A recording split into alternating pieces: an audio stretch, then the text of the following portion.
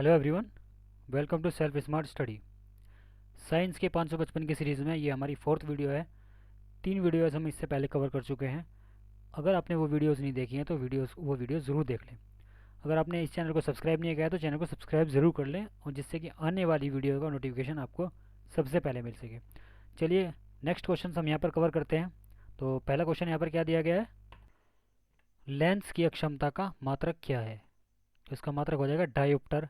Lens की अक्षमता का मात्रक डायोप्टर है। सेकंड, रडार की कार्यप्रणाली निम्न सिद्धांत पर आधारित है। तो रेडियो तरंगों का परावर्तन के सिद्धांत पर यह आधारित है, जो रडार होता है।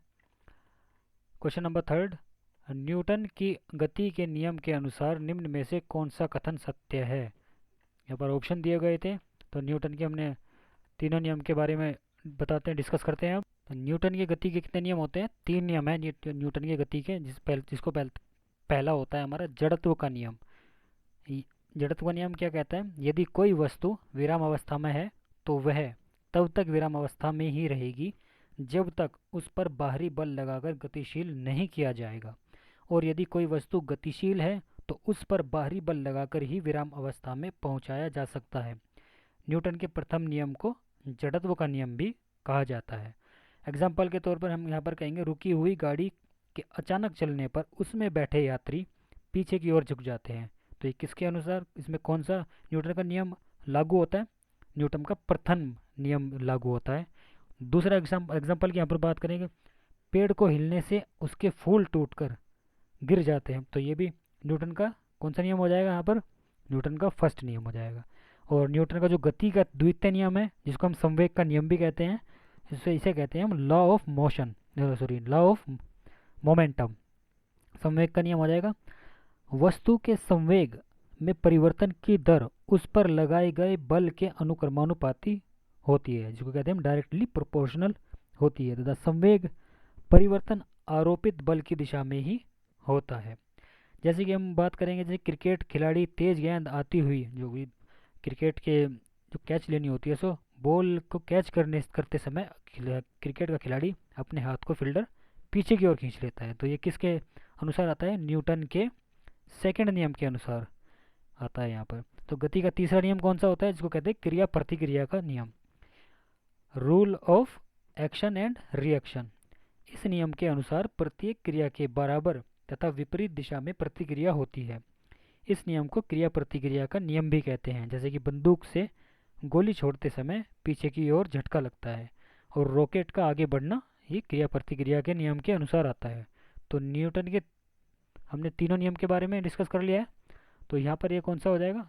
न्यूटन का द्वितीय नियम से बल की परिभाषा ज्ञात की जाती है, ये इसका राइट ऑप्शन हो जाएगा। पर किसी पिंड के उस गुण धर्म को क्या कहते हैं जिससे वह सीधी रेखा में विराम या एक समान गति की स्थिति में किसी भी परिवर्तन का विरोध करता है? तो वो जड़त्व।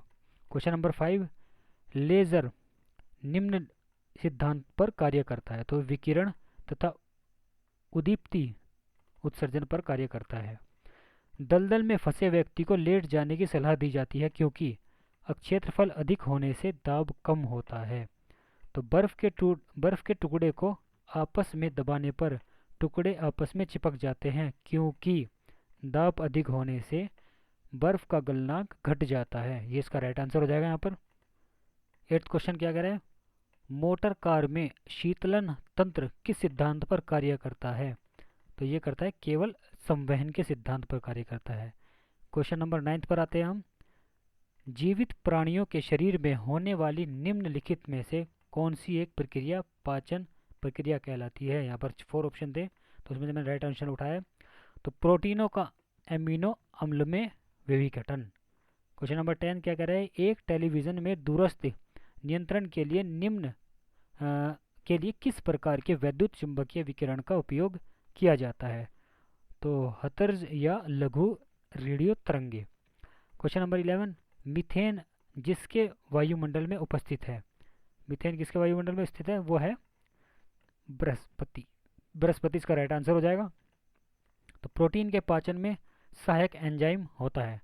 तो ट्रिप्सिन प्रोटीन के पाचन में सहायक एंजाइम होता है। उन देशों में जहाँ के लोगों का मुख्य खाद्यान्न पॉलिश किया हुआ चावल है। लोग पीड़ित होते हैं। किससे पीड़ित पीड़ित हो जाते हैं? Berry berry. बेरी बेरी किसकी कमी से होता है? विटामिन बी की कमी से बेरी बेरी रोग होता है। अगर हम बात करें यहाँ पर विटामिन बी में बी 1 का रासायनिक नाम क्या होता है? थाइमीन, जिसकी कमी से कौन सा रोग होता है? Berry berry. तो पॉलिश वाले चावल खाने से कौन सा रोग हो जाता है?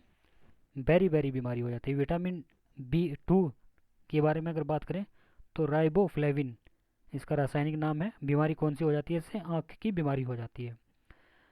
इस विटामिन की उपस्थिति के कारण गाय के दूध का रंग हल्का पीला हो जाता है। विटामिन बी 3 बीमारी में लकवा हो जाता है। और अगर हम बात करें विटामिन सी, जिसका रासायनिक नाम होता है एस्कॉर्बिक एसिड, कौन सी बीमारी हो जाती है विटामिन सी की कमी से? स्कर्वी। और विटामिन ए से रतौंधी रोग हो जाता है। विटामिन डी की कमी से कौन सा रोग हो जाता है? रिकेट्स। और विटामिन डी का रासायनिक नाम की बात करें तो हम यहाँ पे कैल्सीफेरोल होता है। और विटामिन ए का रासायनिक नाम क्या होता है? रेटिनॉल। विटामिन ई की कमी से कौन सा रोग होती है? प्रजनन अक्षमता कम हो जाती है। और विटामिन के की कमी से कौन सा रोग होता है? रक्त का थक्का जमना बंद हो जाता है। विटामिन ई का रासायनिक नाम क्या हो जाएगा? टोकोफेरोल। और विटामिन के का रासायनिक नाम क्या हो जाएगा? फिलोक्यूनोन। तो नेक्स्ट क्वेश्चन पर आगे बढ़ते हैं। यहाँ पर हम नेक्स्ट क्वेश्चन क्या दे रहा है? मांसपेशियों में निम्नलिखित में से किसके एकत्र होने से थक्का नहीं जमता? तो लैक्टिक अम्ल की जमा की वजह से, थकान। मांसपेशियों में निम्नलिखित में से किसके एकत्र हो जाने से थकान होती है? तो लैक्टिक अम्ल के जमा हो जाने से थकान होती है। तो क्वेश्चन नंबर 15 क्या करें? प्रकाश वर्ष होता है। एक वर्ष में प्रकाश द्वारा तय की जाने वाली दूरी को प्रकाश वर्ष कहते हैं।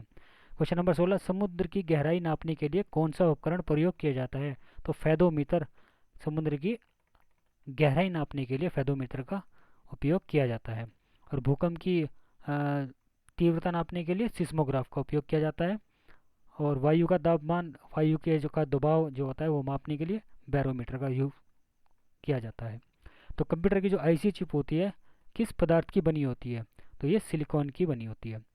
या ये कहेंगे कि आईसी चिप के ऊपर किसकी परत चढ़ी होती है? तो सिलिकॉन की परत चढ़ी होती है।